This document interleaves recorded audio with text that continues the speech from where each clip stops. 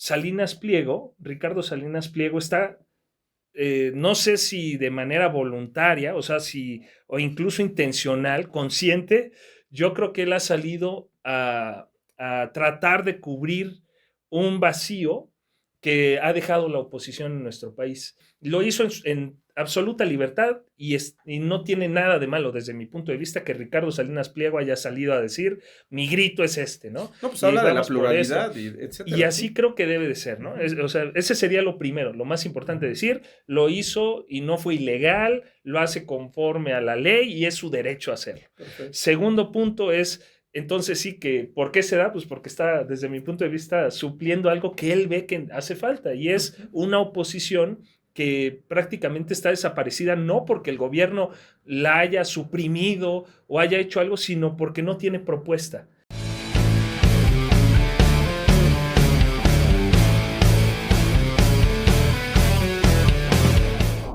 ¿Qué tal? Bienvenidos a este tercer episodio de este podcast, Palabras Más, Palabras Menos. El día de hoy estamos de manteles largos porque tenemos un invitado de lujo en este espacio, el cual pues básicamente, pues bueno, tiene una gran trayectoria y estamos muy felices de tenerlo.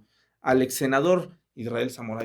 Israel, qué ¿Cómo gusto estás, tenerte. Luis? No, pues al Gracias, contrario de gracias por tenerte en este invitarme. espacio. Y Es un pues gusto. bueno, en ese sentido, Israel, pues este tercer podcast lo vamos a dedicar, pues estamos justamente pasando por la celebración de las fiestas patrias y pues vamos a analizar diferentes momentos que se han vivido justamente alrededor de estas fiestas patrias y que conllevan un análisis como los que has tenido pues muy bien atinado a hacer en tus diferentes espacios. Gracias. Vamos a empezar en esta primera sección a hablar básicamente pues del grito, el grito de independencia que dio la primera mujer y por supuesto la presidenta Claudia Sheinbaum.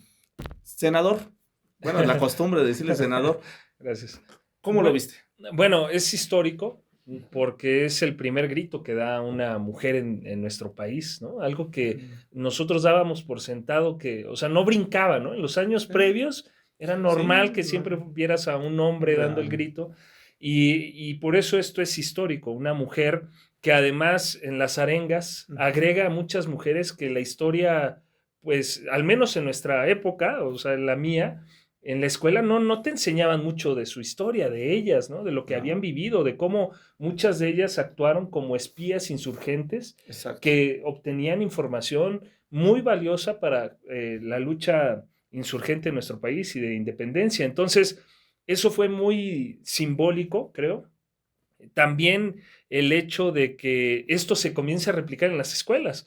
Hoy hicieron el grito en la escuela de mis hijos y retomaron esas arengas de esas mujeres que históricamente estaban ocultas, ¿no? Entonces creo que eso es una gran señal, envuelve un gran simbolismo y es muy importante porque aparte se sabe en todo el mundo, ¿no? Es una noticia que sí se dio en otros países de que la primera mujer presidenta haciendo esto. Yo vi algunos videos de extranjeros que estuvieron en el Zócalo y también resaltaban eso. Entonces creo que es muy importante, pero más que eso, de la cuestión histórica, creo que se da en un contexto en donde en un año, digamos desde que toma Trump la presidencia en febrero de este año, sí hubo como que nuevamente en la opinión pública el hecho de la soberanía nacional, ¿no? Sí, replantearnos la importancia de la soberanía de nuestro país y que ella lo haya dicho en el grito también me parece a mí de mucha trascendencia, de mucha importancia, porque es un momento en donde, pues en todo el año es el momento en donde todos los mexicanos estamos unidos, ¿no? En donde sentimos más ese nacionalismo y el hecho de que ahí se nos recuerde que México es un país autónomo y soberano, creo que eso era muy importante, ¿no? Sobre todo porque, perdón que te interrumpa, Israel, pero tocas puntos muy importantes. El tema de la soberanía que ha sido tan cuestionada, ¿no? Por el tema de la injerencia que han tenido anteriores administraciones y que justamente la presidenta Sheinbaum ha marcado justamente ese trato con pues nada más y nada menos que Donald Trump, el cual pues se sabe que pues trata de tener precisamente injerencia en diferentes partes del mundo y que la presidenta le han demostrado, digamos, esos dotes de negociación, de liderazgo y por supuesto de respeto, y que ahora también lo lleve en el terreno del grito, pues es sumamente relevante. Claro, claro, porque recordemos la historia entre México y Estados Unidos y en general de Estados Unidos con toda América. Recordemos que para Estados Unidos fue históricamente, desde su nacimiento como nación, fue muy importante mantener el control no solo de su territorio, sino de toda América. De ahí la frase de América para los americanos. No permitían que europeos tocaran el piso porque sentían que iba a haber una injerencia que iba a perjudicar sus intereses. Y eso llevó a que prácticamente a mediados del siglo pasado, Estados Unidos interviniera directamente colocando gobiernos como el que hubo de derecha normalmente, en Chile, el de Pinochet, en donde hubo una intervención de la CIA que ya está documentada históricamente. Entonces, y no solo eso, sino en Centroamérica también hubo intervención, y en nuestro país, pues quieras o no, siempre había esa manipulación. Recordemos, hay datos que aunque había muy buena relación, desde mi punto de vista se ha mejorado mucho la relación en el sexenio del presidente Andrés Manuel, en donde el propio presidente Biden, e incluso en el tiempo que le tocó a Trump, fue respetuoso. Recordemos la posición de Trump cuando llega el presidente Andrés Manuel, era el tratado, no se va a realizar, vamos a renegociar, porque ya teníamos el famoso Telecán. Y el presidente Andrés Manuel logró cosas que se pensaban inimaginables. Cuando estaba yo en el Senado, por ejemplo, eso es un dato muy importante, estaba en la negociación, en plena negociación, y yo tuve una entrevista con, no voy a decir nombres para no quemarlos, pero era un secretario de la administración de Peña Nieto. Y él, en una reunión que tuvimos con los senadores que formábamos parte de la comisión que dio seguimiento a la implementación del TEMEC, decía, ¿saben qué? Hay una cosa que vemos muy difícil, y es que quedara en el tratado el hecho de que México iba a mantener la soberanía respecto de los hidrocarburos. Decía, ese capítulo no lo van a aceptar, no lo pongan porque se va a romper la negociación que ha sido muy difícil y todo. Y al final, el presidente Andrés Manuel, creo yo que con una gran participación del entonces canciller Marcelo Ebrard, logran, y un gran equipo de negociadores, la verdad es que hubo un gran equipo detrás, que logran que quede en el capítulo 8 del TEMEC esta parte de la soberanía de los hidrocarburos. Y eso te marca un posicionamiento ante un país en donde la relación es asimétrica. O sea, Estados Unidos es la potencia más importante, no solo militar, sino económica. Y a veces las guerras, pues ahora son más económicas que tal vez militares. Entonces, lograr eso para mí se me hace muy significativo en el tiempo del presidente Andrés Manuel. Llega Biden y Biden comienza a decir, no, pues esto es una relación en pie de igualdad, decía, ¿no? Entonces, eso te habla de que se estaba nivelando. Pero cuando llega nuevamente Trump, pues el discurso tan fuerte que tiene el presidente, fuertísimo, que es un discurso que va enfocado a un sector además muy radical dentro de los Estados Unidos, pues a veces le daba golpes durísimos a México, mencionando lo de los narcotraficantes y la influencia que al menos en su discurso él maneja, que según gobierna en el país, etcétera. Eso pues evidentemente es una ofensa para el gobierno mexicano. ¿Y cómo manejas eso? Porque el discurso político es uno y la realidad es otra, ¿no? Entonces, ¿cómo equilibras eso para no romper la relación con tu principal socio comercial?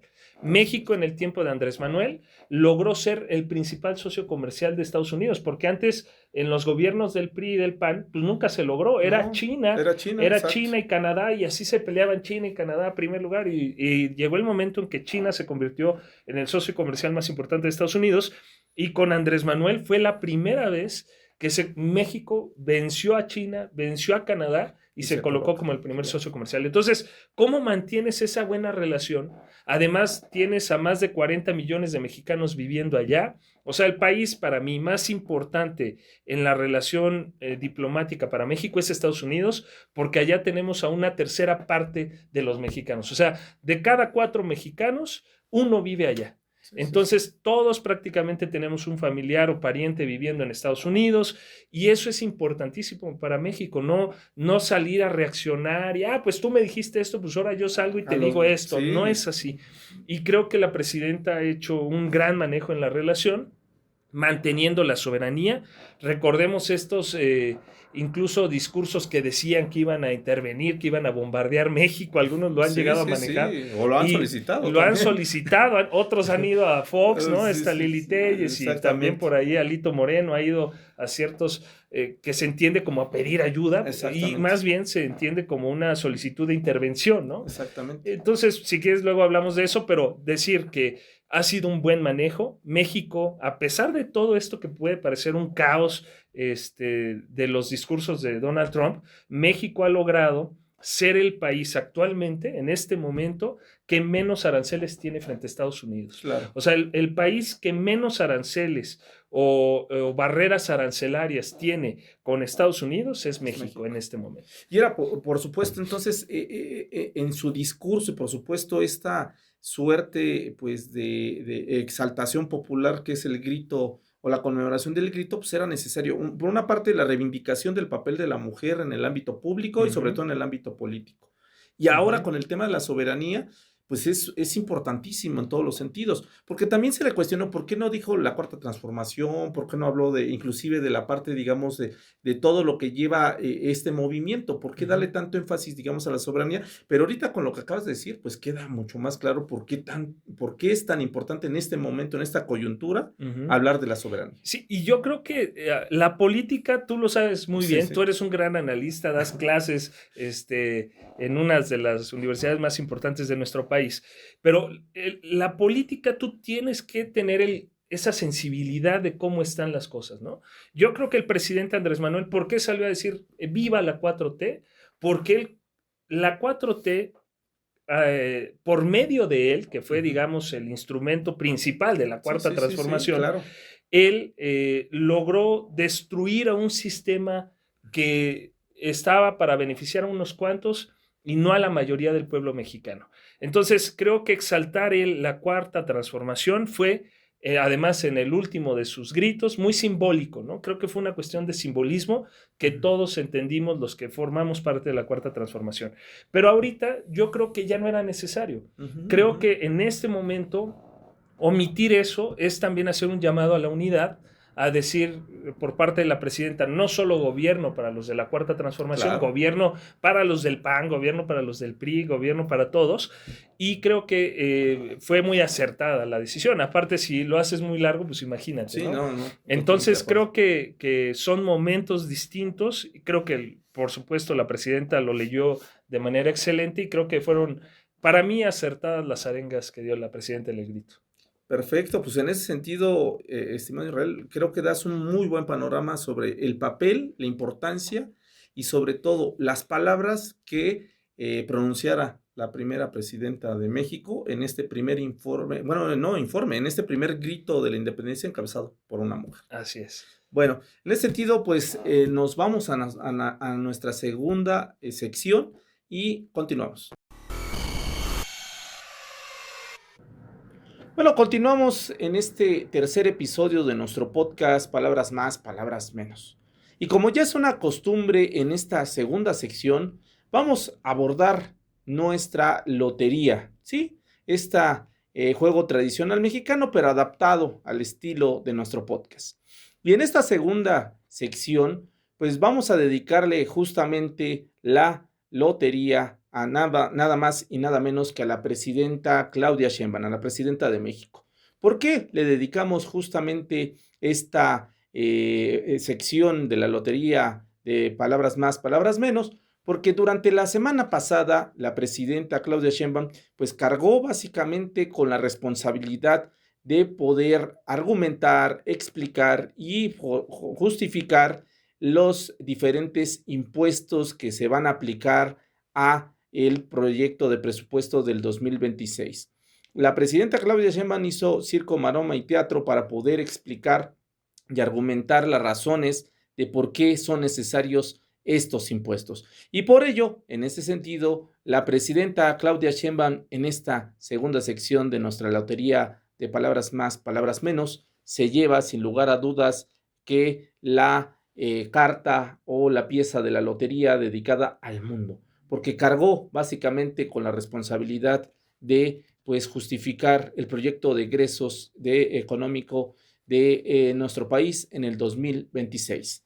Y pues con esto concluimos nuestra segunda sección y continuamos en este podcast. Bueno, continuando precisamente en este espacio, pues vamos a continuar en nuestra tercera sección y pues en ese sentido, esta sección pues es una costumbre real, se llama Vamos a echar mitote. Ajá. Y en ese sentido pues vamos a platicar sobre el otro grito, yo lo llamé así, el otro grito, porque pues a ojos de todo mundo pues sorprende, porque realmente pues estamos hablando de un personaje, estamos hablando pues de un empresario, estamos hablando de una figura pública que decide utilizar precisamente la plataforma de las redes sociales para hacer pues un pronunciamiento, un cuestionamiento, una crítica muy fuerte, digamos, al gobierno de la presidenta Claudia Sheinbaum y decide también dar un grito pues en este sentido de la independencia. Estamos hablando básicamente pues como así yo lo llamo, el otro grito, encabezado nada más y nada menos por Ricardo Salinas Pliego, propietario pues de varias conglomerados, digamos, varias empresas, pero pues digamos la que más figura es Grupo Salinas y en ese sentido pues de TV Azteca. Uh-huh. ¿Qué opinión tienes o qué provocó precisamente este otro grito, Israel? ¿Qué lectura le doy? Bueno, mira, yo creo que se da en un momento en los vacíos en política se cubren. Claro. O sea, no hay vacíos en política, siempre hay alguien que cubre ese vacío. Y yo creo que Ricardo Salinas Pliego está, no sé si de manera voluntaria, o sea, o incluso intencional, consciente, yo creo que él ha salido a tratar de cubrir un vacío que ha dejado la oposición en nuestro país.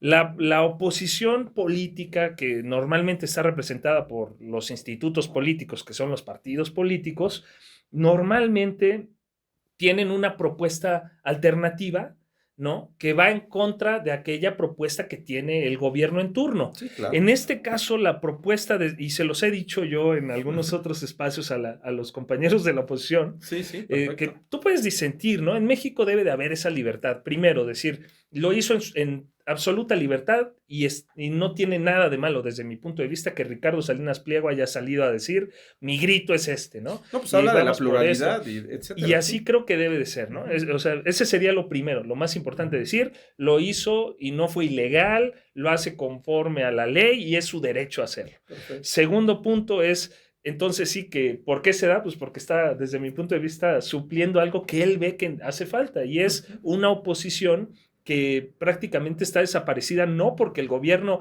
la haya suprimido o haya hecho algo, sino porque no tiene propuesta. O sea, ¿por qué no hace eco en la población la oposición? ¿Por qué no tiene el soporte popular? Pues porque yo no he visto una sola propuesta. Yo les decía, a ver, díganme 10 cosas que en el sexenio del presidente Andrés Manuel haya logrado la oposición.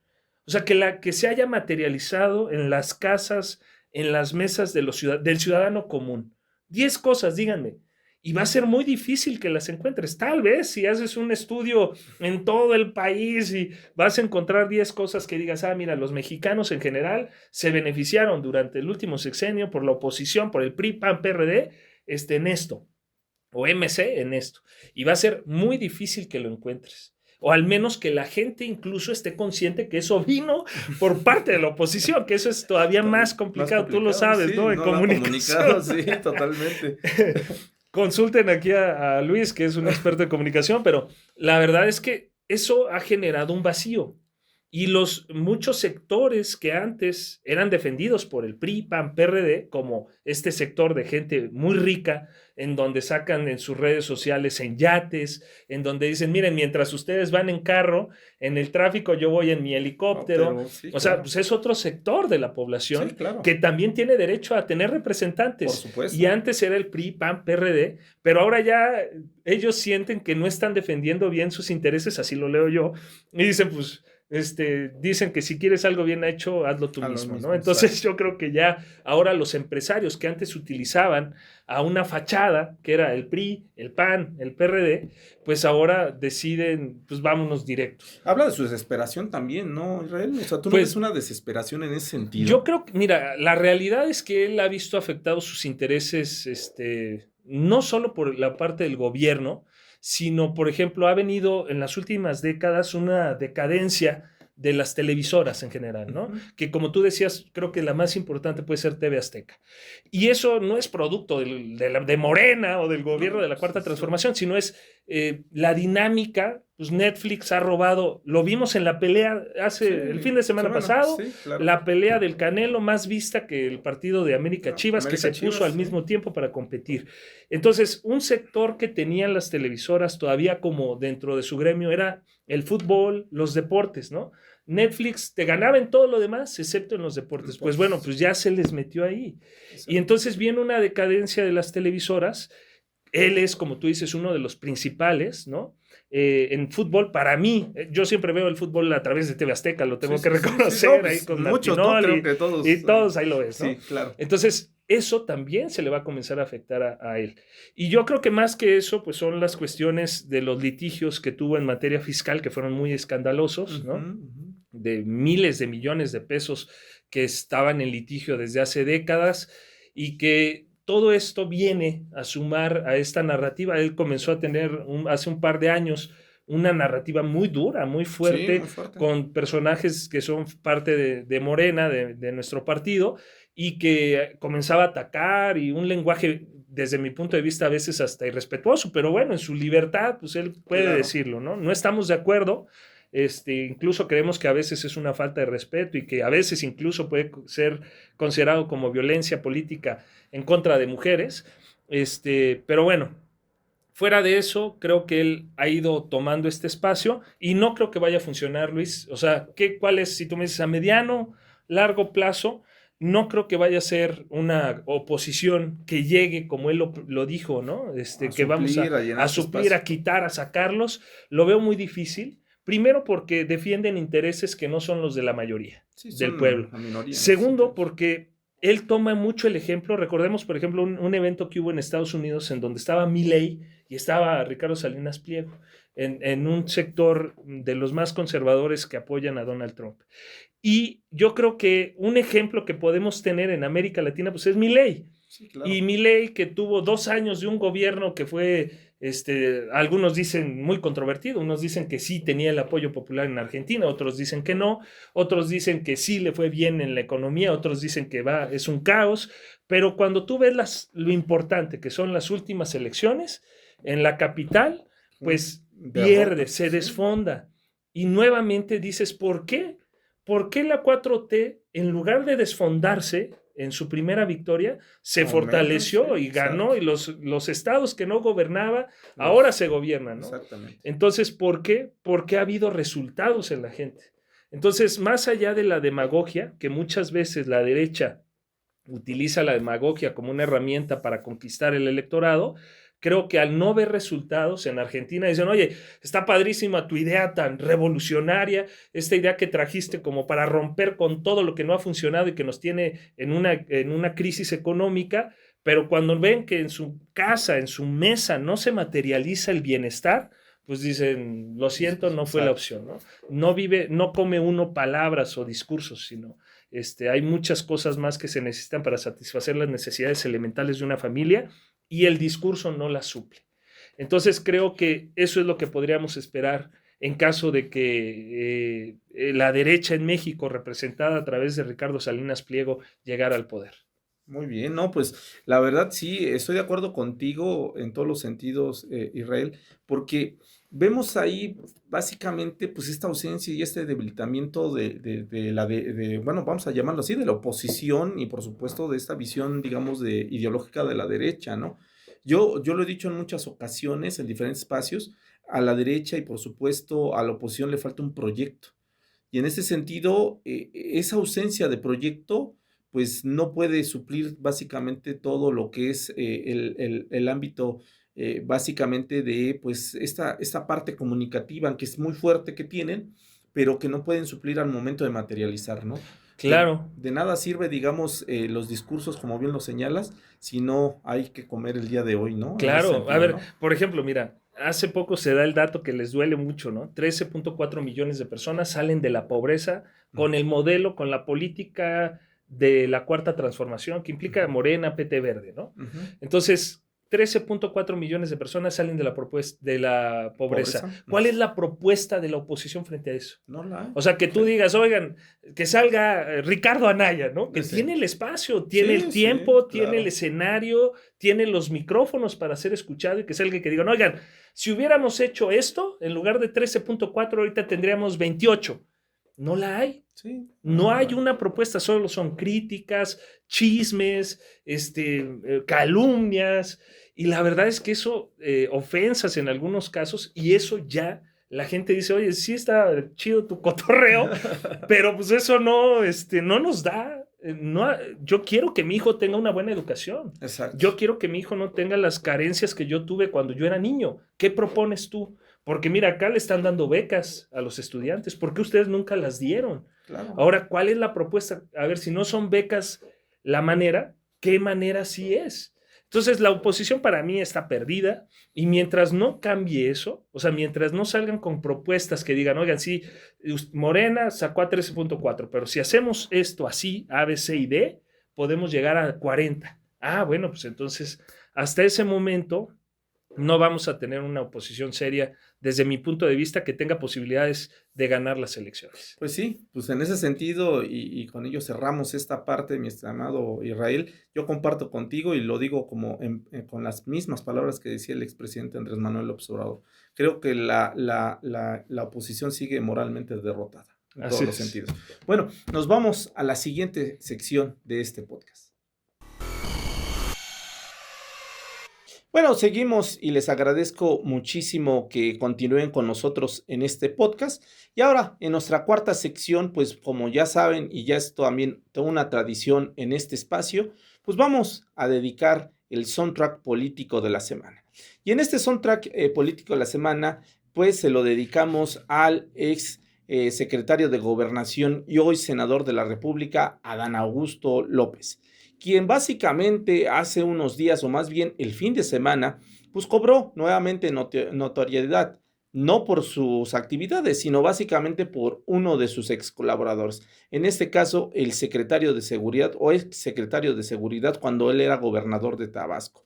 El fin de semana, pues se detuvo en Paraguay al exsecretario de Seguridad del gobierno de Tabasco, a Hernán Bermúdez. Esta detención pues nuevamente trajo al reflector al hoy senador de la República, Adán Augusto, quien nuevamente tiene que salir a dar una explicación, tiene que volver a hacer una suerte de malabares, de esquivar golpes en una crisis fragante en todos los sentidos que él está vistiendo, y por ello en esta sección, en esta cuarta sección de Palabras Más, Palabras Menos, sin lugar a dudas, Adán Augusto López se lleva el soundtrack político de la semana con la canción interpretada nada más y nada menos por el divo de Juárez, Juan Gabriel, la cual, pues, como conocemos, se llama Hasta que te conocí.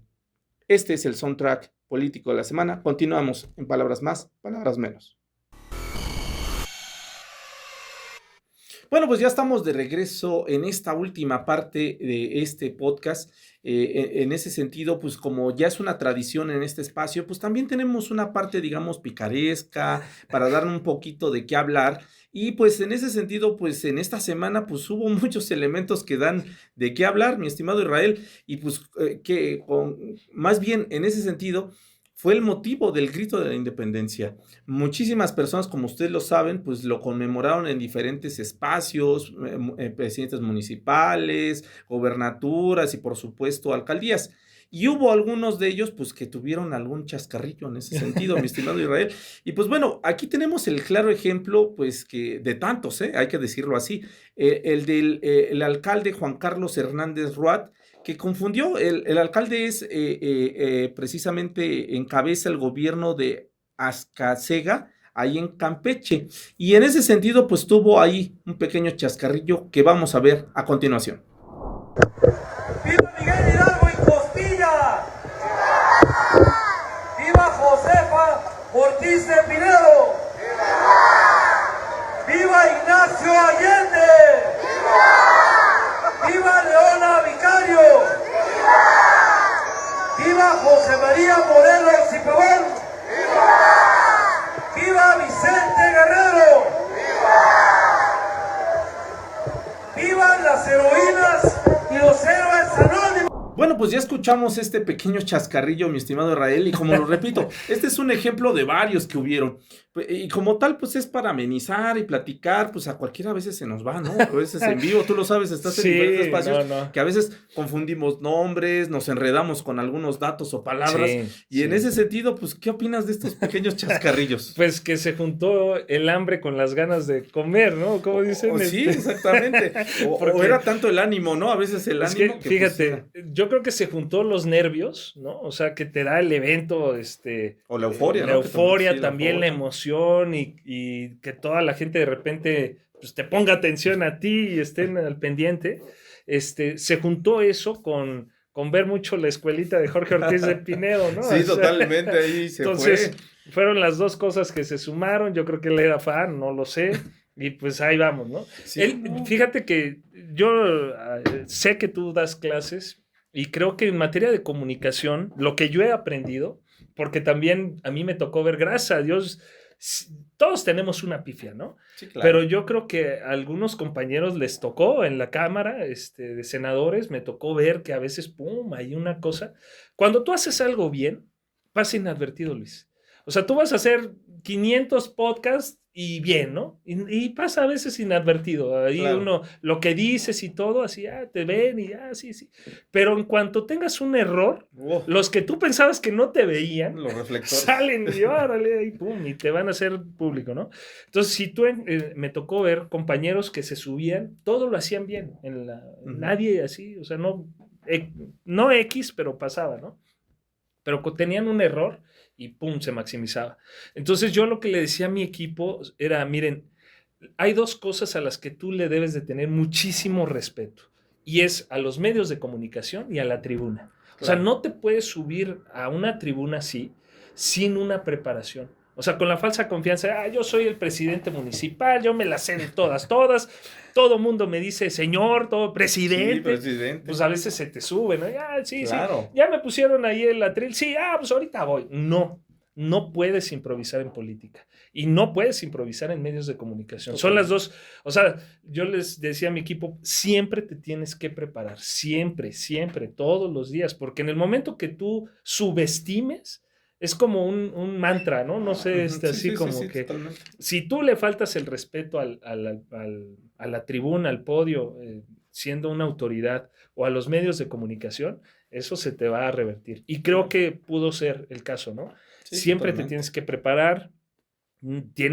Oye, pues sí, es una arenga es un parrafito así el que te tienes que memorizar. Sí, ahí lo dejas, no, estúdialo. Y así, una hora antes a tu familia, a tu equipo, le dices, a ver, quédense allá afuera, me voy a quedar aquí en la oficina y me voy a aprender esta arenga y no voy a salir de aquí hasta que me la memorice. Porque si no, pasa eso que vimos, ¿no? Sí, no, totalmente de acuerdo. Bien lo señalas, en la política la improvisación es lo peor que puede existir, es el peor enemigo.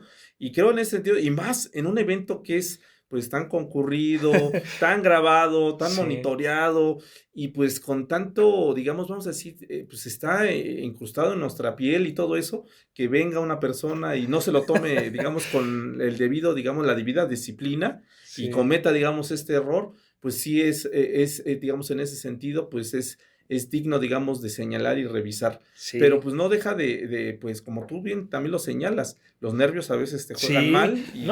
Y saber que los gritos, si te das cuenta, son una máquina de memes, ¿no? Sí, claro. O sea, cada año salen 10 o 5 o 10, de 5 a 10 que se equivocaron. Sí, totalmente. Sean en las escuelas, en todos lados. En todos lados, ¿no? Entonces, sí, el grito, y más con eso, ¿no? Si sabes que es un evento que tiene todos los reflectores, pues hay que cuidarlo, mi estimado Israel. Pues bueno, mi estimado Israel, pues como siempre, pues aquí este espacio, ya sabes, Muchas es tu gracias, espacio, nos encantó tenerte aquí en este podcast en Palabras Más, Palabras Menos, esta es tu casa y como Gracias. lo hemos dicho, pues aquí todas las voces son bien recibidas, Israel. Muchas gracias, Luis. Un honor para mí compartir, que me hayas invitado, que me hayas considerado para estar aquí. Es para mí un honor, un gusto, un placer volver a coincidir contigo. Sabes que te aprecio en lo personal, admiro mucho tu trabajo, sé lo profesional que eres, sé que estás formando cuadros importantes, entonces felicidades también por ese trabajo académico que Al contrario, te realizas. agradezco muchísimo, mi estimado Israel, y luego te estaremos invitando a la máxima casa de estudios.